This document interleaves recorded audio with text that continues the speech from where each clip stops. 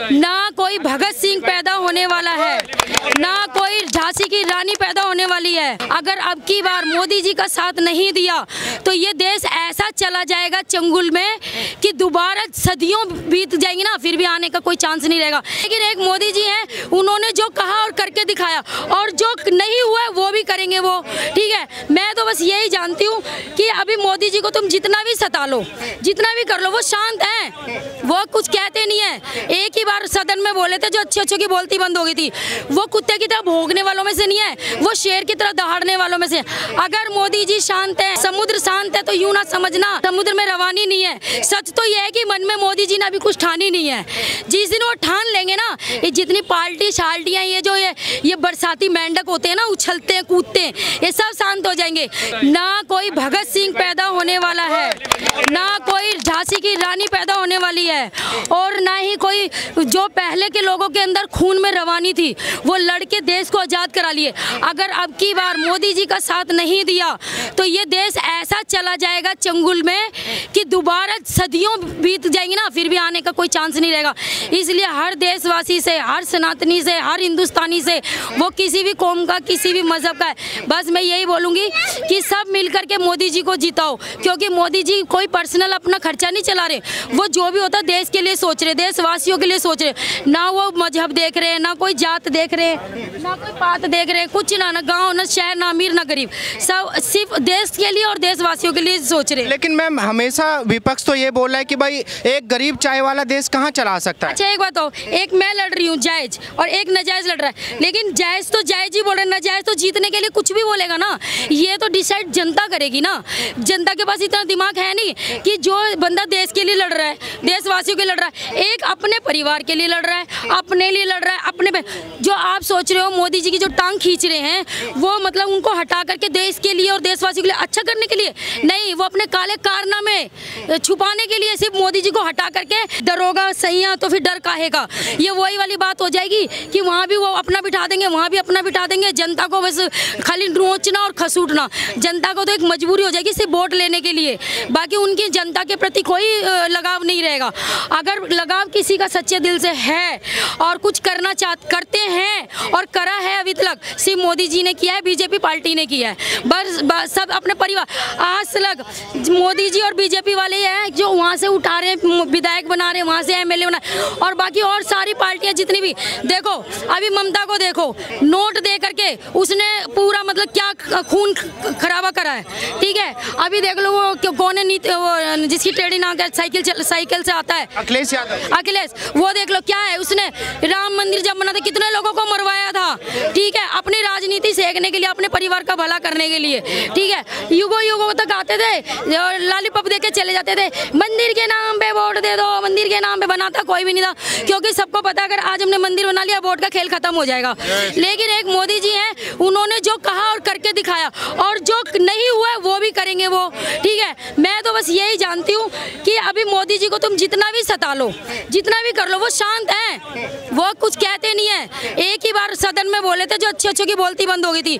वो कुत्ते की तरह भौंकने वालों में से नहीं है, वो शेर की तरह दहाड़ने वालों में से। अगर मोदी जी शांत है, समुद्र शांत है, तो यूं ना समझना समुद्र में रवानी नहीं है। सच तो यह है कि मन में मोदी जी ने अभी कुछ ठानी नहीं है।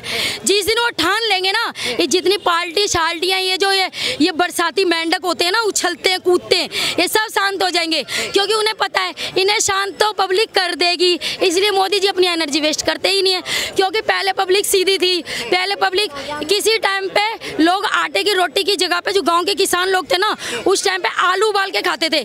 आज किसान पैसे भी जमा कर रहा है, कर्जदार भी नहीं है और खेती भी कर रहा है। तो हर जनता, चाहे किसान हो चाहे कोई भी हो, जो बिके हुए किसान है, जो 1 करोड़ की गाड़ियां लेकर के और आंदोलन में बैठे हैं और रोड पे बैठ के एयर कंडीशन लगा रहे हैं, उनको छोड़ करके जो असली किसान है, जो असली देशभक्त है, जो देश को सपोर्ट करता है और देश को चाहता है, वो सिर्फ और सिर्फ मोदी जी को ही देगा। और मेरा सवाल आपसे, एक महिला के तौर पे पिछले 10 साल में जब से मोदी जी आए हैं, आपको कोई महिलाओं की जिंदगी में कोई बदलाव नजर आए? अभी मैं बोल रही हूँ, सबसे बड़ा बदलाव तो यही है। अगर कांग्रेस होती या कोई और होता तो मैं ऐसे बोल रही होती, मैं कितनी बारी 8-10 बारी बोल चुकी हूँ। अगर किसी और का वो होता ना, कब का मेरे अखबार में फोटो आ गई होती, कब की अखबार में फोटो हो गई, आत्मा परमात्मा को सिधार देते। लेकिन मोदी जी का राज है, मैं बोल रही यही सबसे बड़ी चीज़ है कि कहीं भी चले जाओ इतनी बेटी की सुरक्षा है, पढ़ाई की, लिखाई की, जो गरीब लोगों ने मकान मिल रहे हैं, राशन मिल रहे हैं, और बेरोजगार को कहीं कुछ मिल रहा है। मतलब जहाँ तक अब देखो वो पार्टी है, वो जादू की छड़ी लेने वाला तांत्रिक तो है नहीं, छुआया और जामे वो हो जाएगा। अब धीरे धीरे जो 60 सालों से लोगों ने सिस्टम बिगाड़ रखा था, आज वो 9 साल के अंदर वो कहो कि हमारी एक वोट पे तुम आला दीन का चिराग कर दो, ऐसा तो नहीं हो सकता। अब उन्हें मौका तो देगा, पहले भी तुम एक वोट देते थे तब कुछ नहीं होता था, अभी भी एक वोट देते, थोड़ा सा टाइम दे दो उनको। और उन्होंने जितना आज किया है, हमारा देश के लोग कहीं पे भी जाते हैं इतना सलूट ठोकते हैं उन लोगों को, इतना हमारे देश कौन सी कितने अच्छे नंबर पे पहुंच चुका है। जैसे अभी मोदी जी जापान में गए थे, G7 का समिट हुआ था वहाँ पे, मोदी जी जापान में गए, वहाँ पे न्यू गिनी के प्रधानमंत्री ने उनके पैर छुए और उस तस्वीर को जी पूरी दुनिया ने देखा, उस तस्वीर को पूरी दुनिया ने देखा। कुछ लोग उस पर तंज कस रहे हैं कि भाई प्रधानमंत्री जी को ये सब कराना अच्छा लगता है, वो उसकी वैल्यू नहीं रखते। देखो कुछ लोगों की आदत होती है, भंडारा खा करके आ जाएंगे पेट भर के और पन्नियों में बांध लाएंगे और फिर कहेंगे अरे यार नमक नहीं था। अगर उन्हीं बंदों को ही कह दो ना कि भैया 5 आदमियों का भंडारे का तुम भी दे देना, वो नहीं देंगे क्योंकि उनकी औकात नहीं है। खाली कुछ लोगों की आदत बन चुकी है बुराई देने की, और कुछ लोग ऐसे हैं उनको पता है कि हम रॉन्ग बोल रहे हैं, फिर वो बहस तुम करते जाओ, वो अपनी गलती को नहीं मानेंगे। तो भगवान ने जो दुनिया बनाई है वो सतरंगी है, ठीक है, एक रंग की नहीं हो सकती। आपकी सोच मेरी सोच एक नहीं हो सकती। लेकिन अभी बीजेपी के प्रति कुछ भी नहीं ना, तो मैं ये कह रही हूँ 140 करोड़ में कुछ भी नहीं तो 80 करोड़ बंदा जाग चुका है, और बगैर लाग लपेट के, बगैर लालच के जाग चुका है, ठीक है। जिसको ये लालच नहीं है कि हमें हमारे घर पे ना जाएगा या हमारे घर पे पैसों के लिए पैसे आएंगे या मिठाई का डिब्बा आएगा, वो अगर उनको कोई ये कहेगा ना भैया हम 10,000 देंगे वोट दे दो, क्योंकि ऐसा ही होता आ रहा था। अब यूँ कहेंगे तेरे जूते मारेंगे, चला जा हम तो बीजेपी को देंगे। पहले लोग डर के मारे छुपा करके वोट देते थे, बोलते थे जो आता था भैया किसको वोट दोगे तुम्हें देंगे, लेकिन देते थे अपनी मर्जी का। अब तो खुल के पब्लिक कहती है पढ़ लिख गए, आज की जनरेशन अपने माँ बापों को समझदार कर रही है, सीधे कहते हैं हम तो मोदी जी को देंगे, जो उखाड़ना है उखाड़ लो, ठीक है। तो किसकी वजह से हुआ है? बीजेपी की वजह से। ये हिम्मत अंदर से खून में जो रवानी आई है ना लोगों के, वो हर हिंदुस्तानी के, वो किसी भी कौम का है, सिर्फ बीजेपी की वजह से। हम जानते सब कुछ थे पहले, लेकिन हमारे अंदर वो ताकत नहीं थी, वो जुनून नहीं था बोलने का, हम अपने आप को अंदर मार के बैठ जाते थे।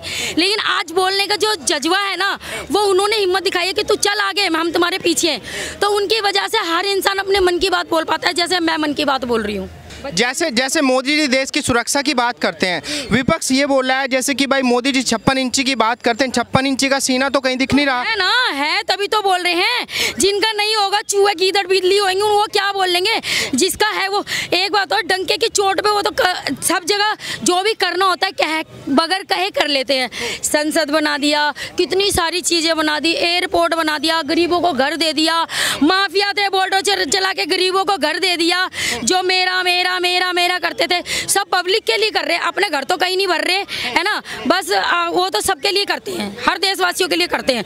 अब कुछ लोग नमक हराम है, उनको कितना भी तुम कर लो, वो तो उनको आदत पड़ी हुई है। मोदी जी खाएंगे, मोदी जी का इलाज, मोदी जी का फ्री। अभी वो कौन सा आयुष्मान कार्ड बन रहे हैं, जिन्होंने वोट नहीं दिए सबसे पहले वो जाकर के आयुष्मान कार्ड बनवा रहे हैं, 5 लाख का इलाज। साले बीमारियां पाल पाल के तुम इसलिए बैठ गए क्योंकि तुम सच्चाई के रास्ते पे नहीं चल रहे, हराम का खा रहे हो, हराम के मोदी जी की बुराई करेंगे। आयुष्मान कार्ड मोदी जी का चाहिए, सिलेंडर मोदी जी का चाहिए, घर 5 घर है फिर भी जाके फार्म भर देंगे, मिले चाहे ना मिले क्या पता मिल ही जाए, तो वोट भी तो मोदी जी को दे लो है। इतने नमक हराम तो मत बनो, ऊपर भी तो जा करके जवाब देना पड़ेगा, चाहे किसी भी कौम का, किसी भी मजहब का, हिंदू हो, मुस्लिम, सिख, ईसाई कोई भी हो है। अभी सिखों के लिए इतना करा, गुरुजी के बच्चों का दिवस बनाया, वहाँ से निकाले, क्या बोलते हैं, अफगानिस्तान से निकाले, अभी यूक्रेन से निकाले, हिंदू मुसलमान सिख भाई किसको नहीं निकाला, हर मजहब के लोगों को निकाला।